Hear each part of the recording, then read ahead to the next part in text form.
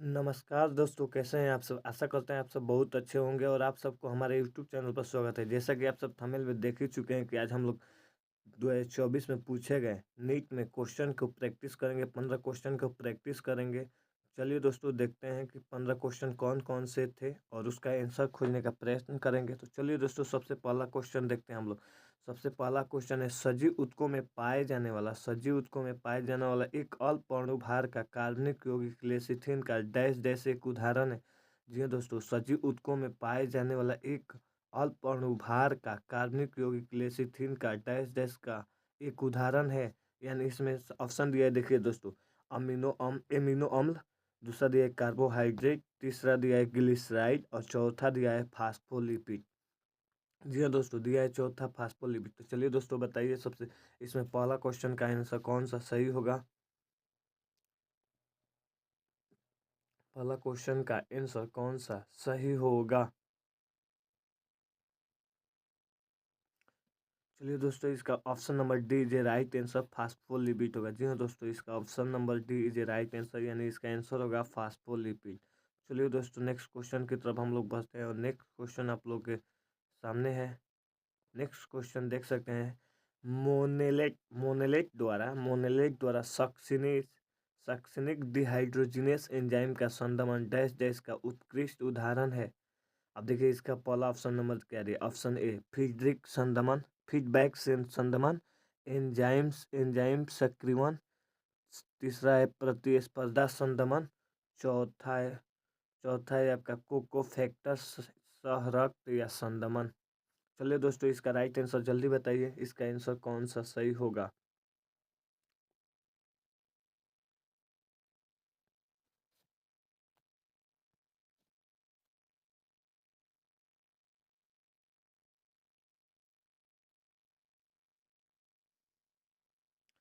बताइए दोस्तों, इसका आंसर कौन सा सही होगा।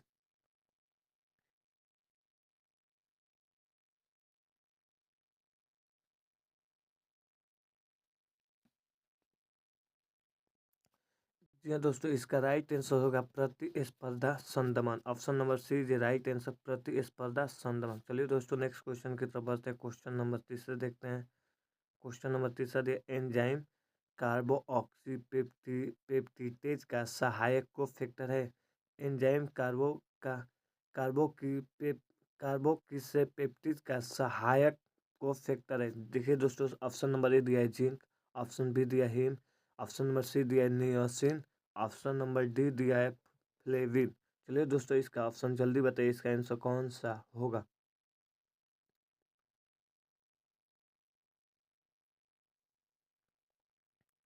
इसका आंसर कौन सा होगा।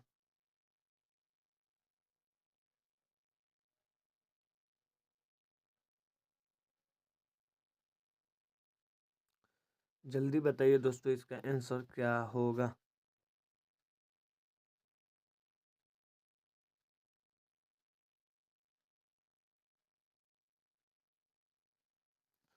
दोस्तों, इसका right answer option number D, option number first होगा, यानी जिंक। जी हाँ दोस्तों, इसका राइट आंसर ऑप्शन नंबर ए यानी जिंक होगा। चलिए दोस्तों, नेक्स्ट क्वेश्चन की तरफ बढ़ते हैं। क्वेश्चन नंबर चौथे की तरफ। जी हाँ दोस्तों, देखिए चौथा नंबर क्वेश्चन क्या दिया है। पादप की किसी भी कोशिका से पूर्ण पादप को विकसित करने की क्षमता कहलाती है। यानी पादप की किसी भी कोशिका से पूर्ण पादप को विकसित करने की क्षमता क्या कहलाती है। जी हाँ दोस्तों, अब इसका ऑप्शन नंबर देखिए क्या है। पहला दिया है विभेदन, ऑप्शन नंबर ए विभेदन, ऑप्शन नंबर बी दिया है कायिक संकरण, ऑप्शन नंबर सी दिया है सूक्ष्म प्रवर्धन और ऑप्शन नंबर डी पूर्ण सख्तता। जी हाँ दोस्तों, इसका आंसर बताइए कौन सही होगा। चलिए दोस्तों, जल्दी बताइए, इसका आंसर कौन सा सही होगा। जी हाँ दोस्तों, इसका right answer option number C होगा, पूर्ण सख्तता। जी हाँ दोस्तों, इसका right answer option number D यानी पूर्ण सख्तता होगा। चलिए नेक्स्ट क्वेश्चन की तरफ बढ़ते हैं। नेक्स्ट क्वेश्चन आपका क्वेश्चन नंबर पाँचवा जो है वह है, पेंगुइन और डॉल्फिन के फिलिपस का उदाहरण है। पेंगुइन और डॉल्फिन के फिलिपस का उदाहरण क्या है। जी हाँ दोस्तों, पेंगुइन और डॉल्फिन के जो है ना उसके फिलिपस का उदाहरण क्या है। चलिए दोस्तों, इसका ऑप्शन देखते हैं। ऑप्शन नंबर ए दिया है कोपक, ऑप्शन नंबर बी दिया है टूबिका, ऑप्शन नंबर सी आपके पास है संकीर्ण पथ। ऑप्शन नंबर डी दिया है गर्भाशयी फंडस। गर्भाशयी फंडस। चलिए दोस्तों इसका आंसर बताइए क्या होगा। ऑप्शन नंबर डी क्या दिया है गर्भाशयी फंडस। ऑप्शन नंबर डी का राइट आंसर होगा दोस्तों option number B glucagon. Sorry mistake दोस्तों, हम लोग 5 मारने के लिए 4 मार दिए हैं, mistake. Option number B, option number 5 का आंसर आपका राइट होगा गर्भाशयी फंडस। जी हाँ दोस्तों इसका ऑप्शन नंबर होगा, इसका ऑप्शन नंबर गर्भाशयी फंडस होगा दोस्तों, गर्भाशयी फंडस उसका। इसका option number D is right answer गर्भाशयी फंडस। इसका option number D is right answer गर्भाशयी फंडस। चलिए दोस्तों नेक्स्ट क्वेश्चन की तरफ बढ़ते हैं। क्वेश्चन नंबर 6 देखते हैं।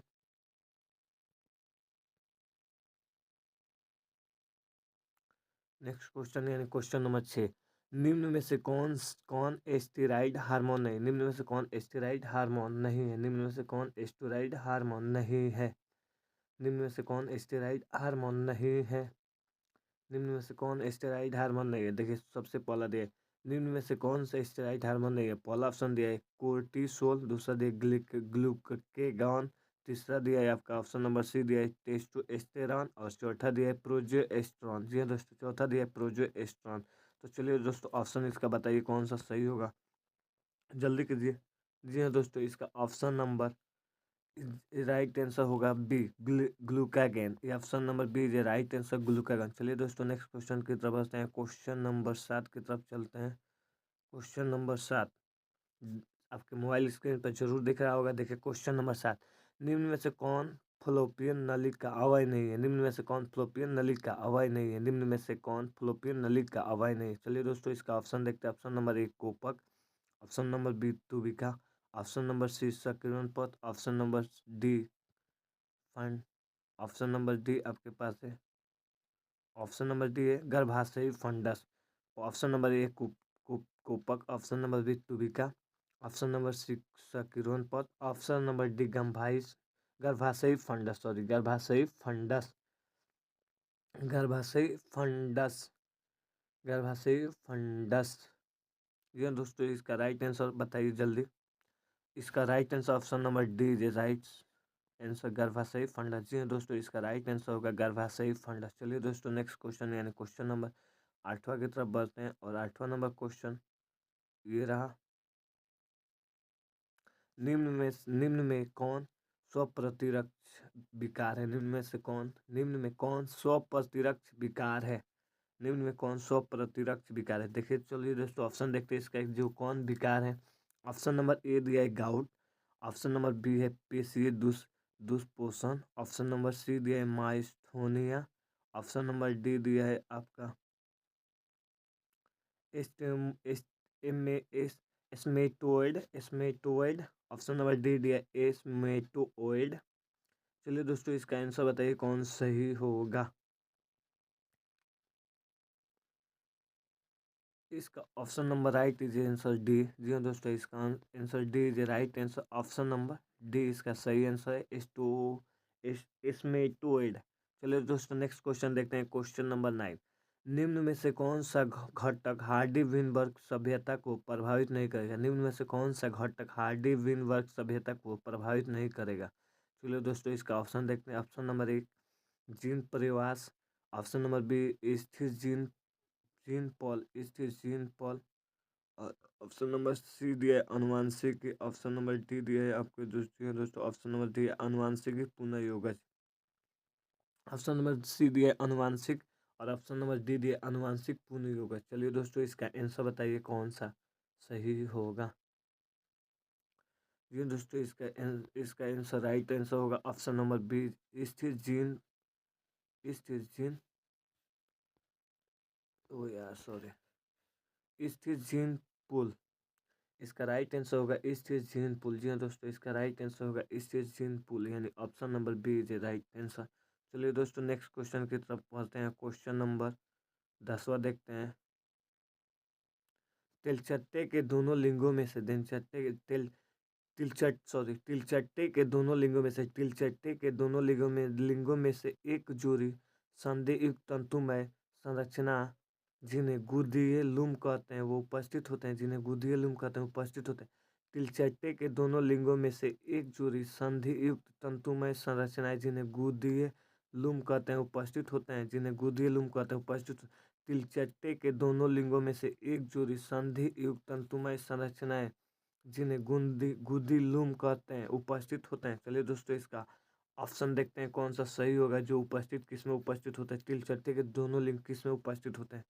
देखिए पहला ऑप्शन दिया है 5वें खंड, ऑप्शन नंबर बी दिया है 10वें खंड, ऑप्शन नंबर सी दिया है आपके पास 8वें व 9वें खंड और ऑप्शन नंबर डी दिया है 11वें खंड। चलिए दोस्तों इसका आंसर बताइए कौन सा सही होगा और कौन सा गलत होगा। चलिए दोस्तों जल्दी कीजिए, इसका आंसर बताइए।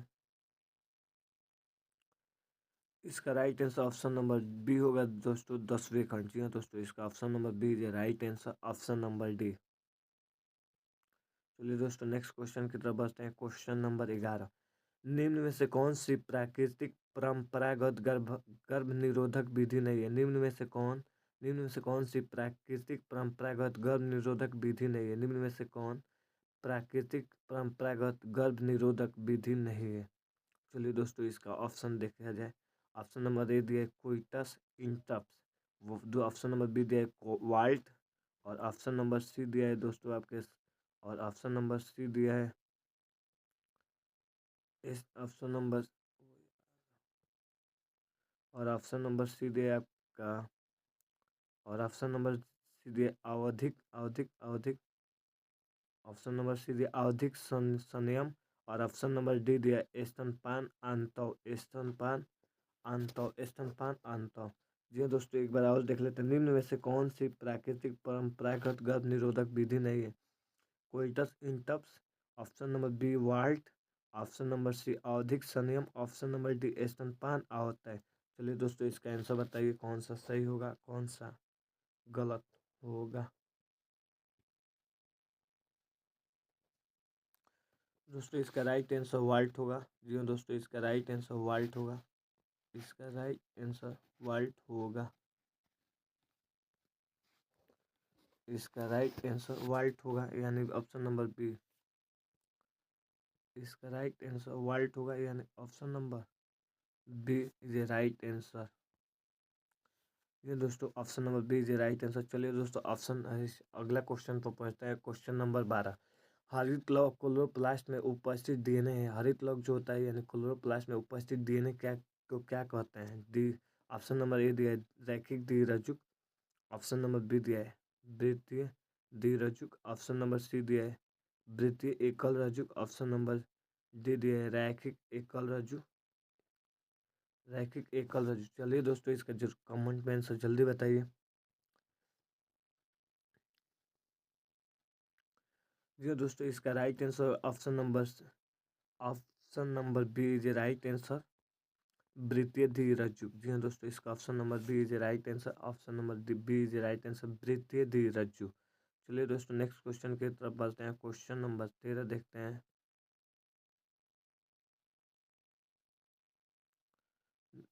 चलिए दोस्तों 13 नंबर क्वेश्चन देखते हैं। पादपों की दो किस्मों को सम्मिलित करने पर पादपों की दो किस्मों को सम्मिलित करने पर कायिक संकरण में निम्नलिखित में से किनका युग्मन होता है। पादपों की दो किस्मों को सम्मिलित करने पर कायिक संक्रमण में निम्नलिखित में से किनका युग्मन होता है। ऑप्शन नंबर ए दिया है आपका कायिक भ्रूण, ऑप्शन नंबर ए दिया है दोस्तों कायिक भ्रूण, और ऑप्शन नंबर बी दिया है परागकण, और ऑप्शन नंबर सी दिया है कैलस, और option number D protoplast protoplast protoplast protoplast. चलिए दोस्तों इसका आंसर बताइए जल्दी कौन सा सही होगा। जी दोस्तों इसका right answer option number D protoplast. इसका राइट आंसर होगा प्रोटोप्लास्ट, ऑप्शन नंबर डी। चलिए दोस्तों नेक्स्ट क्वेश्चन की तरफ बढ़ते हैं। क्वेश्चन नंबर 14 देखते हैं।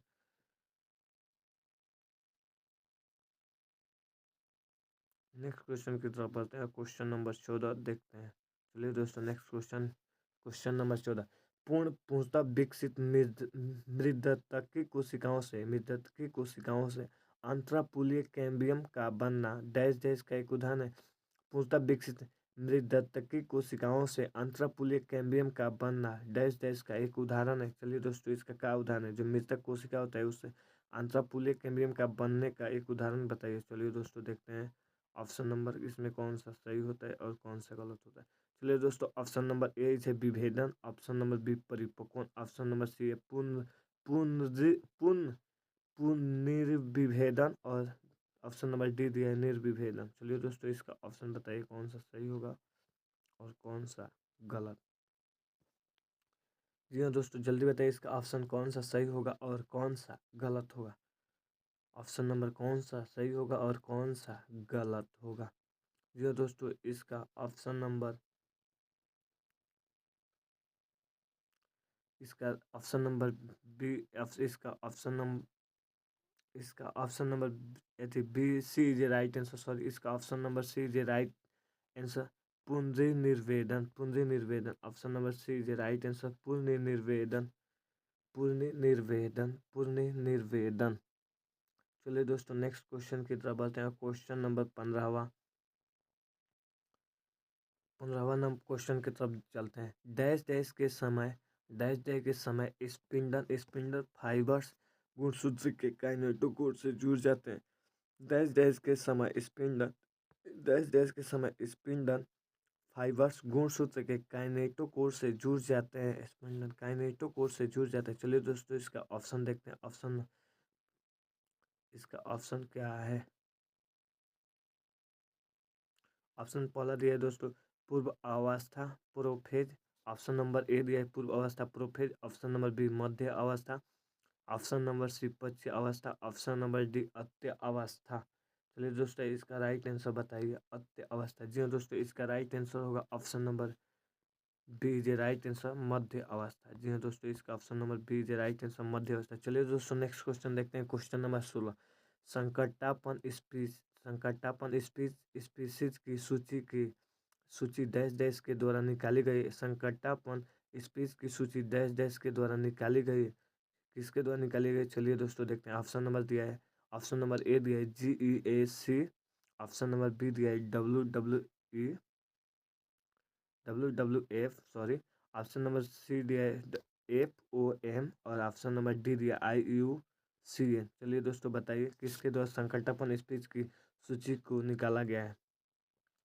ये ऑप्शन नंबर इसका राइट आंसर डी IUCN के द्वारा, IUCN के द्वारा। चलिए दोस्तों, नेक्स्ट क्वेश्चन देखते हैं और लास्टवा क्वेश्चन है। Question number 17। निम्नलिखित में से कौन सा कौकों के वर्गीकरण का मानदंड नहीं है? निम्नलिखित में से कौन सा कौकों के वर्गीकरण का मानदंड नहीं है? कौकों के मानदंड नहीं है। चलिए दोस्तों, देखते हैं इसका ऑप्शन। ऑप्शन नंबर ए दिया है पोषण की विधि, ऑप्शन नंबर बी दिया है ऑप्शन नंबर ए दिया है पोषण की विधि और ऑप्शन नंबर बी दिया है आपका ऑप्शन नंबर ए दिया है पोषण की विधि, ऑप्शन नंबर बी दिया है बीजाणु निर्माण, ऑप्शन नंबर सी दिया है फलन का और ऑप्शन नंबर डी दिया है दोस्तों कवक जाल। जी हाँ दोस्तों, ऑप्शन नंबर डी दिया है कवक जाल। तो चलिए दोस्तों, बताइए इसका आंसर कौन सा सही होगा। जी दोस्तों, इसका राइट आंसर ऑप्शन नंबर ए सही आंसर होगा पोषण की विधि।